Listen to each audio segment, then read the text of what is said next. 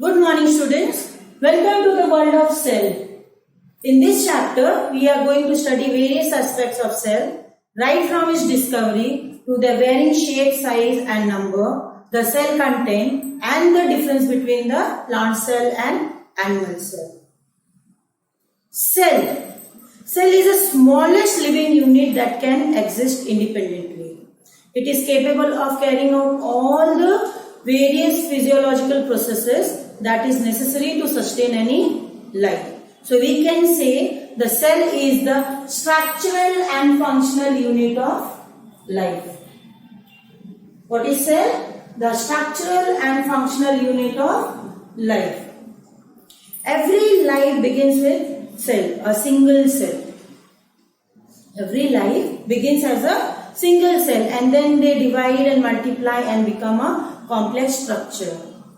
But as a whole, a single cell is capable of carrying out all the activities that can help the cell to stay alive.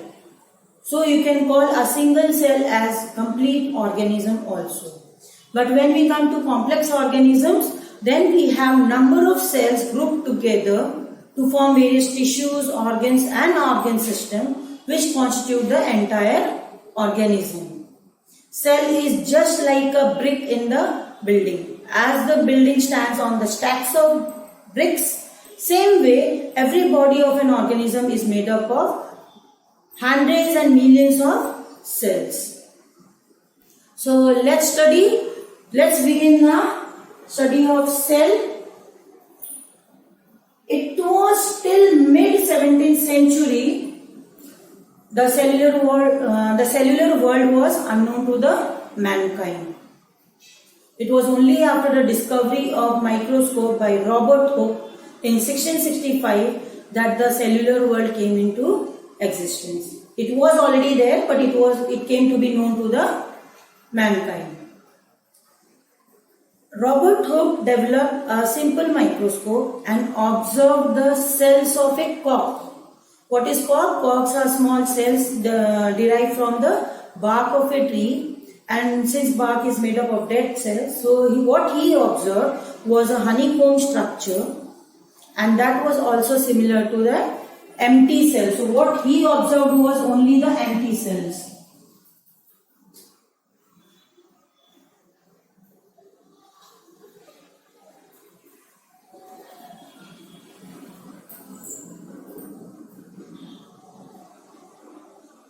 So he observed empty compartments.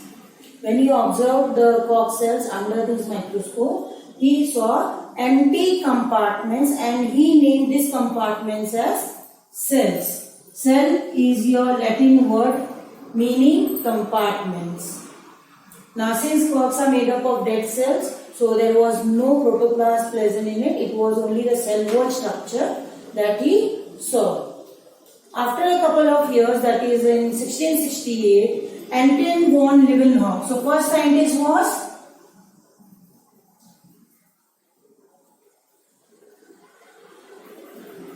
Robert Hooke. He developed the microscope in 1665. In 1668, Anton von Leeuwenhoek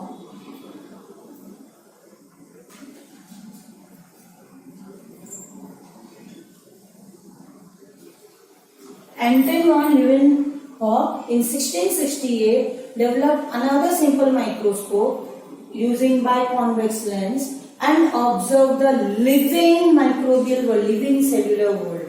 It was the first time when the living cells were observed under the microscope, and after this was the time when the cellular world or the microbial world came into existence or to be known to the mankind.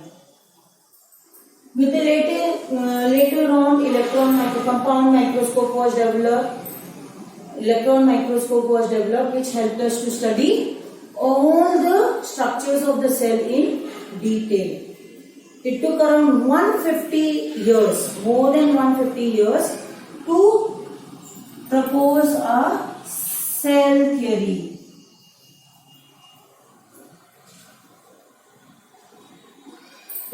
about 150 years from the invention of microscope to propose a cell theory. What actually is cell and how cell affects our life. This cell theory was given by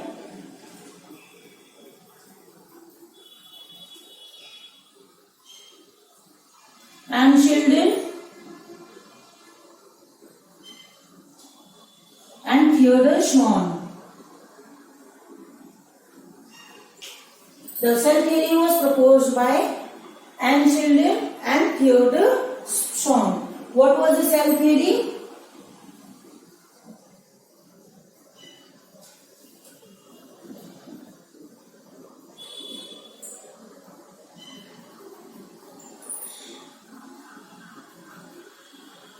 Cell is a structural and functional unit of life.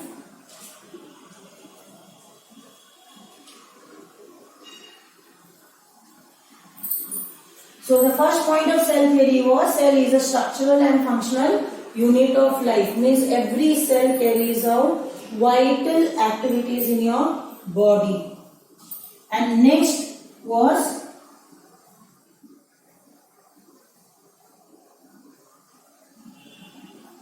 every living organism is made up of cells. And the second point of cell theory was every living organism is made up of cells. Later on, in 1885, this was in 1838,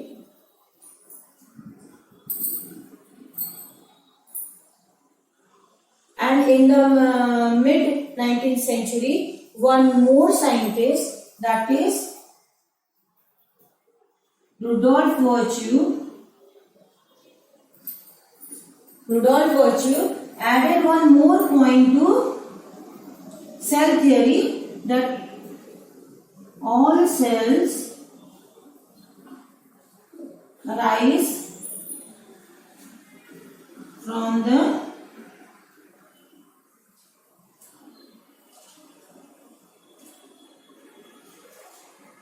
pre-existing cells. Means no new cells are developed on its own. All the cells come from the pre-existing cell. The single cell which was originally present, from the same cell, new cells have formed from.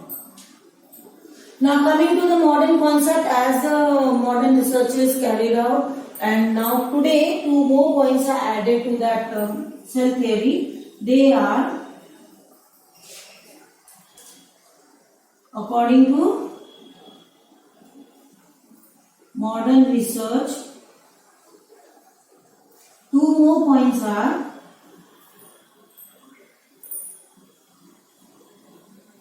all cells are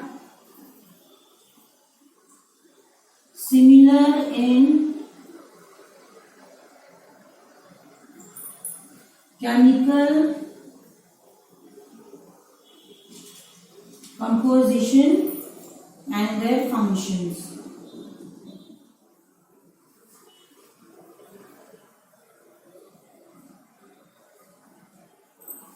All cells are similar in chemical composition and their functions. And one more point was there. Every function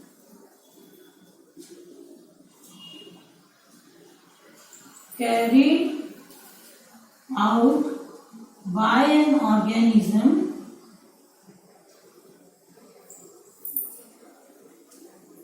is the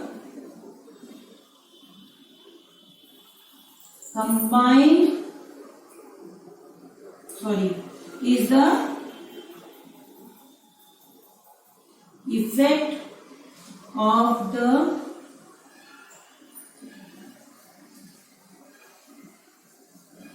combined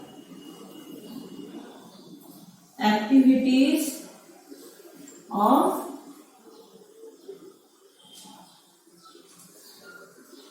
various cells. So next point is every function carried out by an organism is the effect of the combined activities of various cells. So there are many cells which carry out various functions, and all the function grouped together helps an organism to carry out any particular function. So this is all about your cell theory. Now coming to the structure of cell. What actually is the cell? Cell is an enclosed structure having solid and liquid components inside them called protoplasm. The term protoplasm was first time coined by Perkins, a scientist named Perkins. Protoplasm refers to all the living, solid and liquid components of the cell.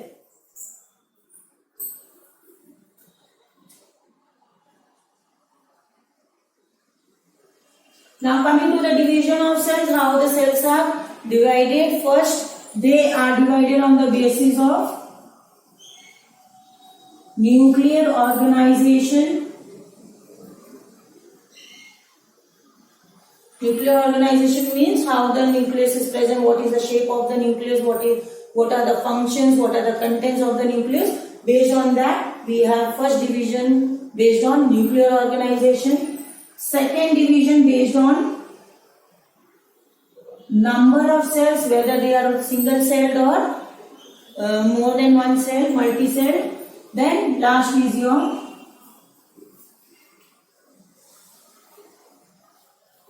cell content, that is the components present inside the cell. Based on nuclear organization, we have prokaryotic and eukaryotic. Now prokaryotic, the first understand the terms, what is the meaning of prokaryotic and eukaryotic. Pro means primitive. Pro means primitive, old. And karyon. Karyon means any term related to nucleus. Karyon is nucleus. So we have prokaryotic as primitive nucleus. You can say primitive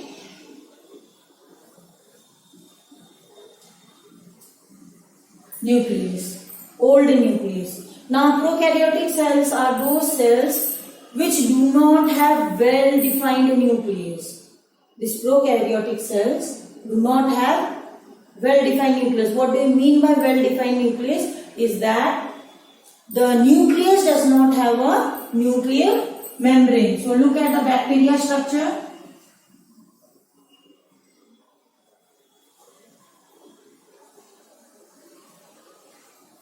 So here we have bacteria.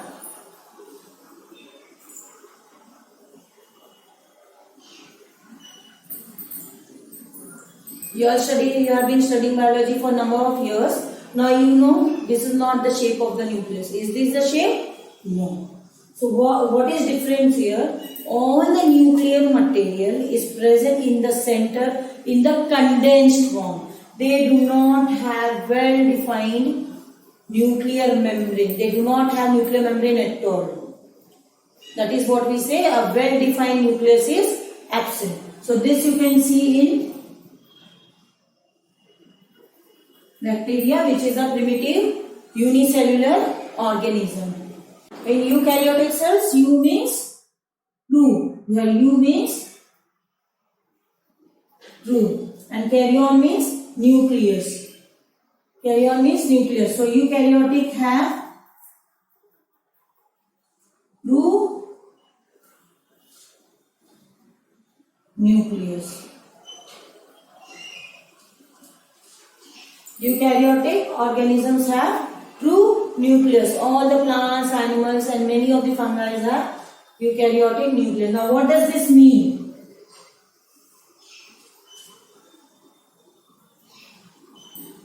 This is a cell.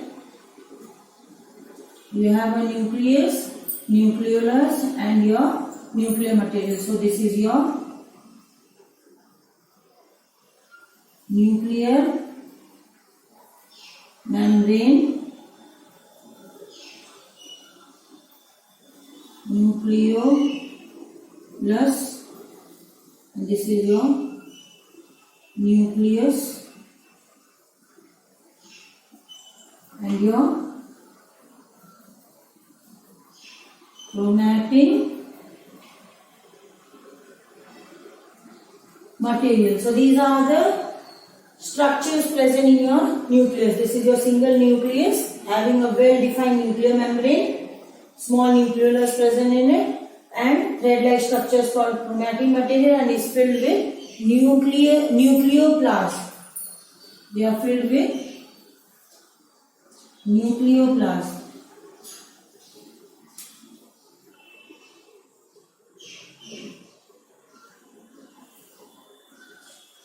So they are filled with nucleoplast. Whereas in bacteria, you can see only nuclear material is present.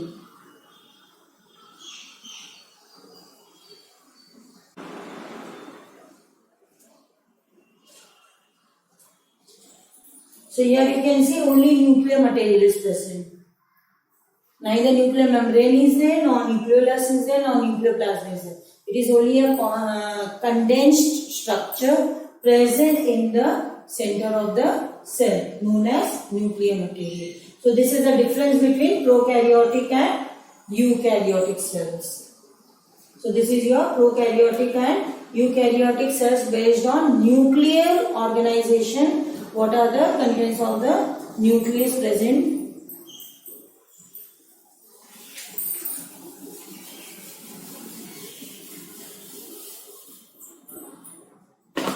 Now coming to number, based on number we have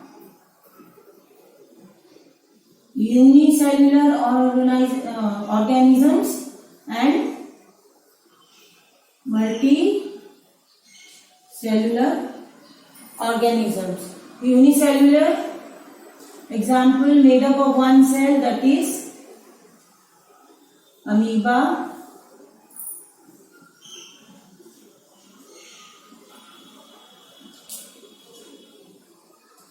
Euglena, Chlamydomonas, some fungi, that is your yeast and all, they are unicellular organisms. Multicellular, example, most plants and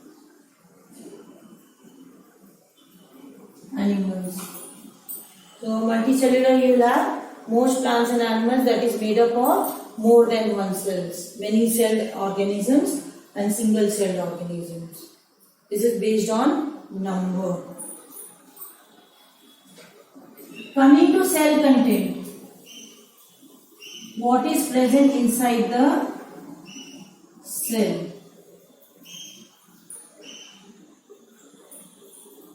What is present inside the cell? The main composition of cell is your cell membrane, the outermost covering in which all the protoplasm is enclosed.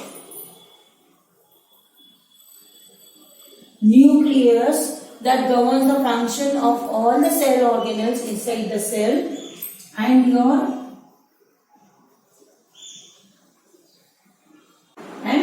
cytoplasm.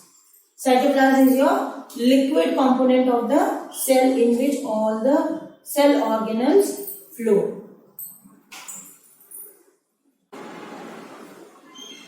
Nucleus comprises of nuclear membrane,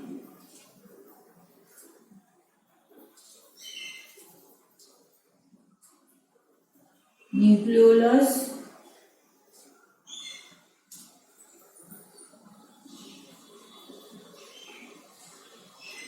chromatin material,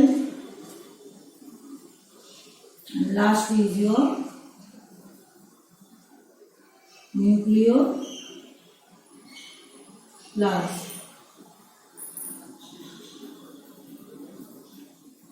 Whereas cytoplasm comprises of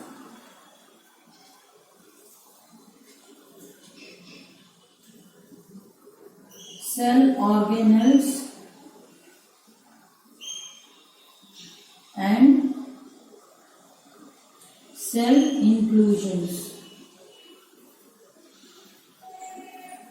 Cytoplasm comprises of cell organelles and cell inclusions. Cell organelles are the living structure of the cell, and cell inclusions are the dead structures present inside the cell. They are nothing but the waste generated by the metabolic processes and then stored in the body. And all the living cell organelles that carry out various functions capable necessary for sustaining life.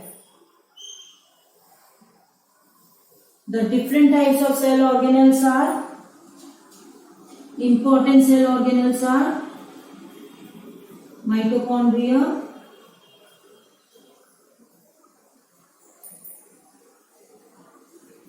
lysosomes,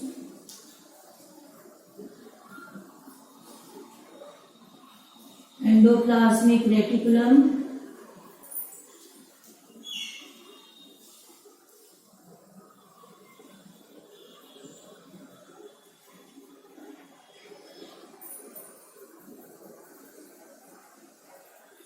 ribosomes,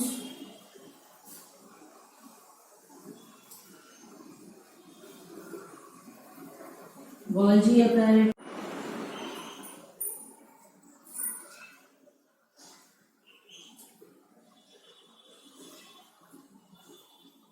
endoplasmic reticulum is of two types, rough endoplasmic reticulum and smooth endoplasmic reticulum. Then we have centrosome, blastocysts, etc. These are some of the cell organelles present inside the cytoplasm. And cell inclusions includes your starch, granules, your resins, tannins, and all these are comes under cell inclusion, which are the dead part of the cell.